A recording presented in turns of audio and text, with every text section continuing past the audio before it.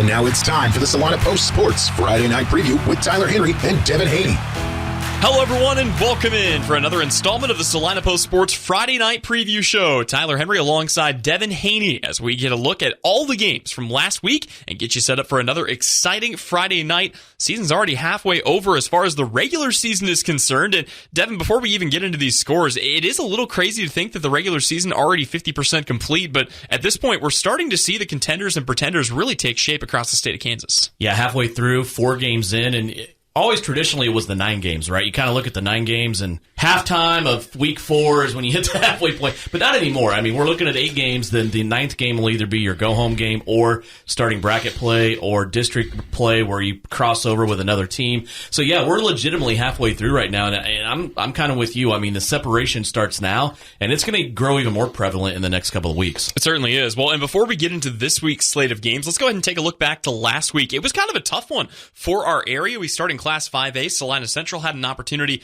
against a ranked Eisenhower team. They played them in Salina. Eisenhower came away with a dominant 44-7 victory. It was also a big Thursday win for Hutch, who knocked off Salina South 47-0. That game taking place in Salina as well. Our game of the week, boy, it looked like it was going to be a competitive game before things got kicked off, but Rock Creek controlled from the jump. They jumped all over Abilene, 42-6, the final in that one. Chapman hung around with Clay Center right up until about halftime, but the Tigers remain 3-1. They get the 42-26 victory over the Irish. Southeast of Salina, a team that we thought might struggle against Kingman, a little bit shorthanded. They came out and torched the Eagles 40-6. Ellsworth took care of Lions 48-7. Valley Heights knocked off Sacred Heart 32-16. Minneapolis fell to Norton 35-14. Republic County knocked off Bennington 18-14. And then 2 slaughters in 8-man that saw El Saline take it to Canton Galva. Boy, that was not one that we saw coming. 46-0. They get the win over the Eagles.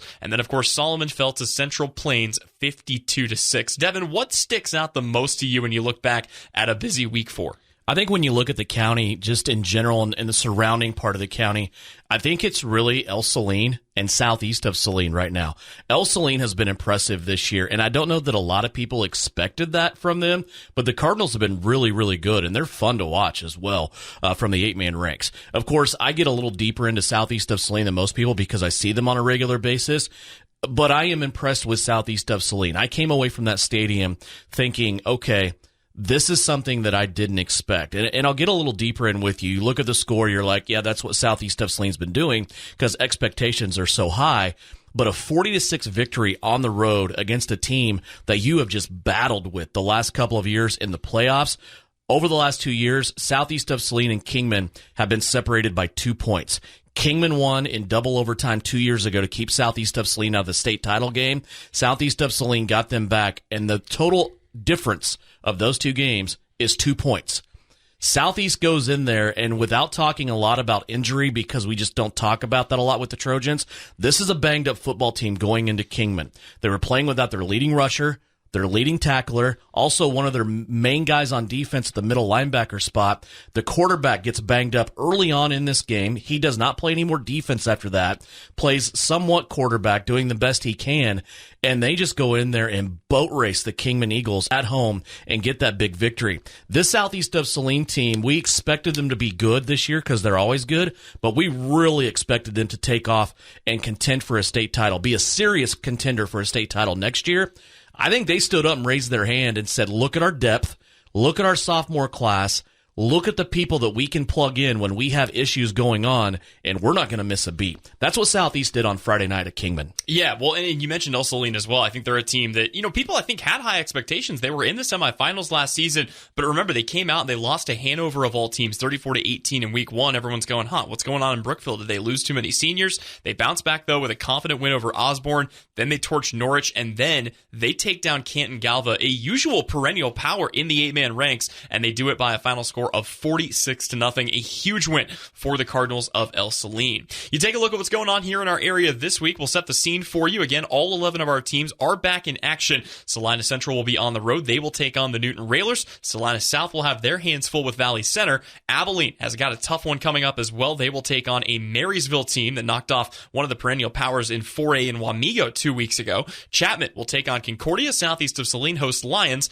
Ellsworth will travel to Hillsboro. Sacred Heart will battle Sedgwick. Minneapolis takes on Halstead, and Bennington will face Valley Heights. That's it for your 11-man games. Of course, in Class 8 or in 8-man, our two teams will play against each other. We'll have that for your game of the week as El Saline plays host to Solomon in Brookville. And Devin, we always look at the matchups. We always take a look around the state and around our area. Any matchups you're keeping an eye on here this week? I don't know. I mean, it almost seems like, I know there's no bye weeks in high school, but it just seems like from a big game Friday night, we got to shine the lights brightly on this game. I don't know that we have that game, just being brutally honest here. I mean, I think it's going to be one of those things where El Saline is going to continue to be El Saline against Solomon. Southeast of Saline has homecoming tonight. They play a Lions team that in the last 25 years has only had 3 winning seasons. They were 9-1 back in 1999. Since then, they've only had 3 winning seasons. The Trojans scored 94 points against Lions when they pulled all their starters halfway through the second quarter 2 years ago, and then last year it was 60+ to 0. That's not going to be a problem tonight for Southeast of Saline. I don't know. I look around, and I think you got to continue to track the progress of people like Teskett. The Trojans, they were very good last year. They played a very, very tough Cunningham team in a rematch from a year ago. I think you got to keep tracking them. I think you got to keep an eye on South, keep an eye on Central. We're going to flip the page quickly. When we have this conversation next week, when we're talking on Friday night, it's going to be start to position for playoff time and brackets and districts and things of that nature. And that game tonight for Southeast of Saline is their very first district game after a tough 3-game stretch. Yeah, we'll see how it all shakes out. I think 2 other teams that are kind of fighting for their position right now, a Chapman team that is 1-3. If you want to have a chance to give yourself a decent seed, you have a chance against 0-4 Concordia. They do come from the 4A ranks. That is a huge game for them. And then, of course, the Abilene Cowboys, Marysville, look, they're going to be the heavy favorites in this game. But if you're Abilene, you want to prove that you're still a contender in Class 4A, you've got to find a way to get a statement win. They feel like they let one slip against Rock Creek, and so they are going to have one last opportunity against Marysville. We will step away, but when we come back, we'll hear from both head coaches of our Salina Post Game of the Week. It's the head coaches for Solomon and for El Saline. We'll hear from Joe Roach and Devin Rizzo. That when we return on KINA.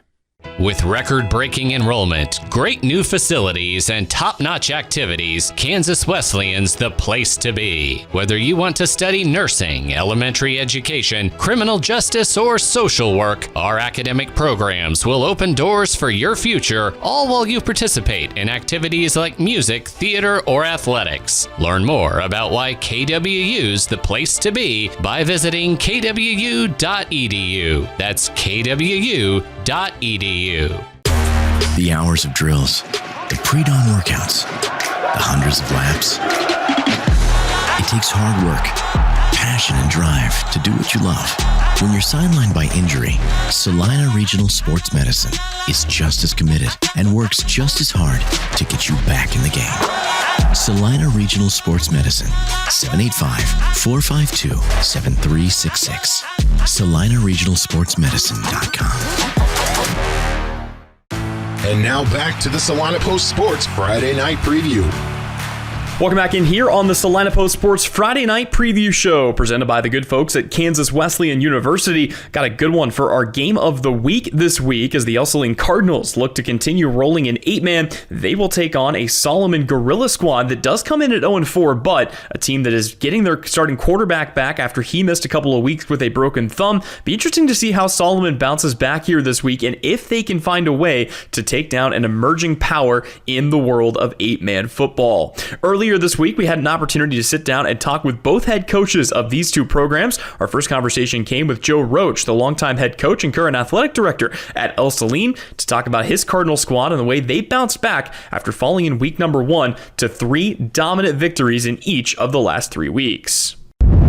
You talked about your quarterback just a moment ago. I was curious. Obviously, a bit of a different look for you guys under center. How has Reese Crone kind of changed the dynamic of this team, and how fun has he been to coach this year?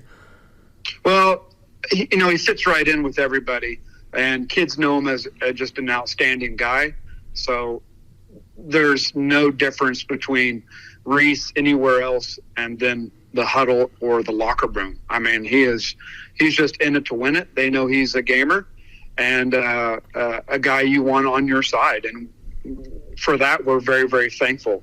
As a football coach, and he's our quarterback, me and him have a wonderful relationship.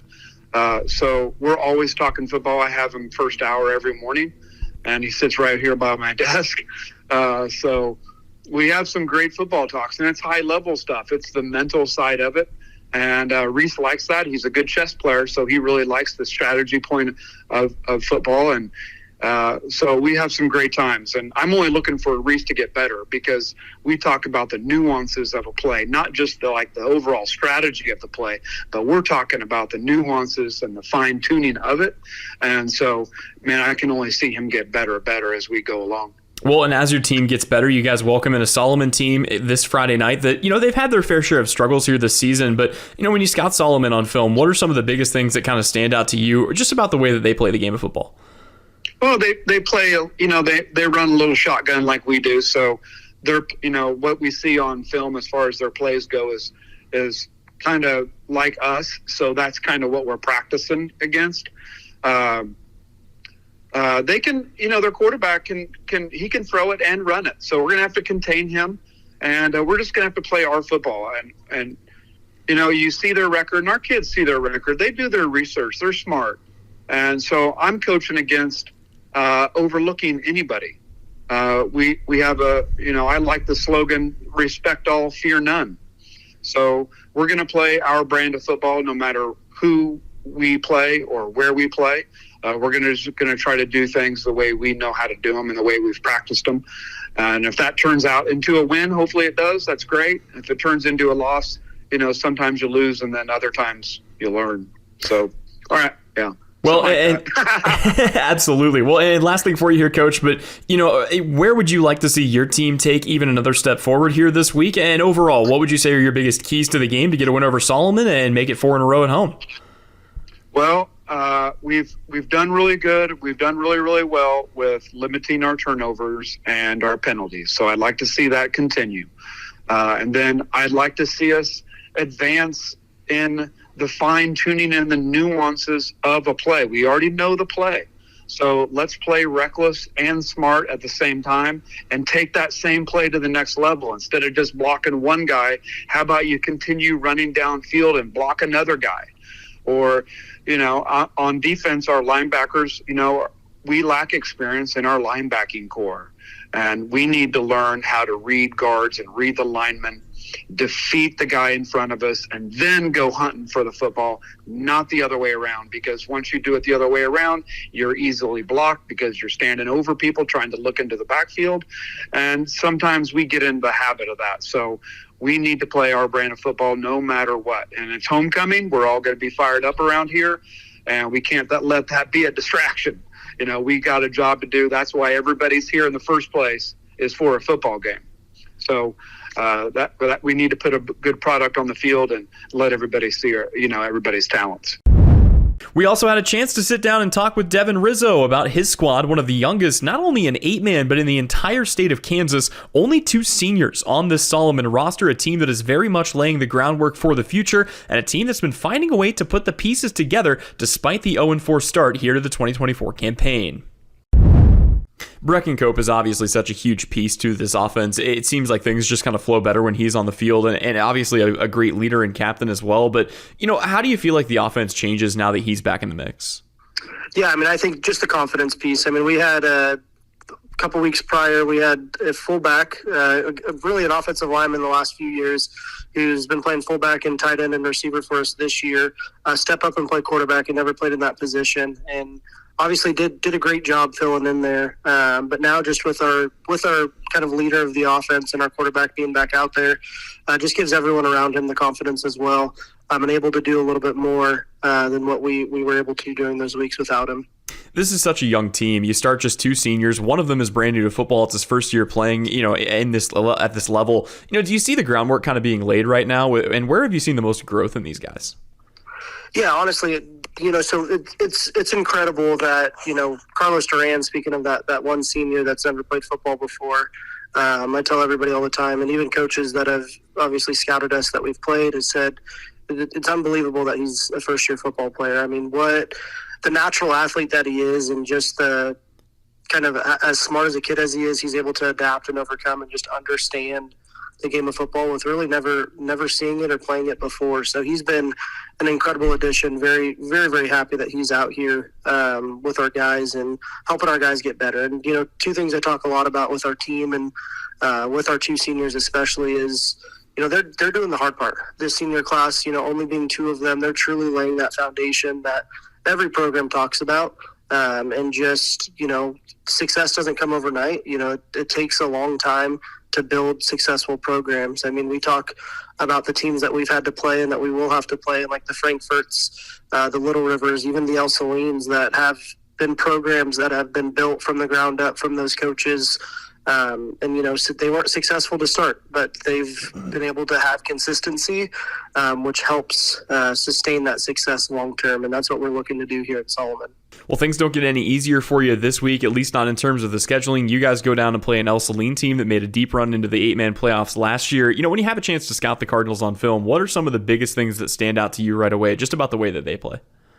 Yeah, I mean, they fire off the football on both sides of the ball. I mean, on offense, they stay low, they drive their feet, they block really well.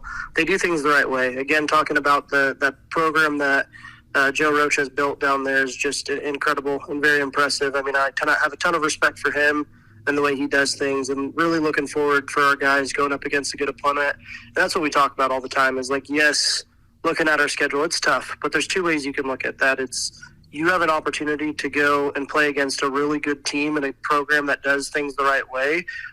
That's where we want to get to, and that's why we are laying this foundation and why we are doing things so differently than how they've been done in the past, is to be able to get that success as well.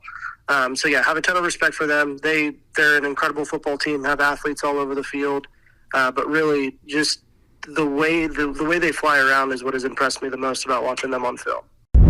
Once again, that was Devin Rizzo, head coach of the Solomon Gorillas, and Joe Roach, head coach and athletic director of the El Saline Cardinals. Our Game of the Week coverage on Salina Post begins promptly at 6:40 p.m. with a 7 o'clock kickoff in Brookville, and coverage of this week's Game of the Week is presented by L&L Advisors. We'll step away, but when we come back, we'll get you prepared for the full slate of broadcast coverage coming your way. This is the Salina Post Sports Friday Night Preview Show, and it's presented by our good friends at Kansas Wesleyan. The Bennington State Bank proudly supports local sports and wants each student to know that their hard work and talent is noticed and appreciated. At Bennington State Bank, they care about local communities and are committed to fostering long-term relationships through the delivery of excellent customer service, integrity, and fairness. From helping local businesses to supporting community youth and nonprofits to helping you purchase your dream home or invest in your future, Bennington State Bank is here to help. Give them a call to experience exceptional banking with hometown service. Bennington State Bank, your trusted hometown bank. Member FDIC.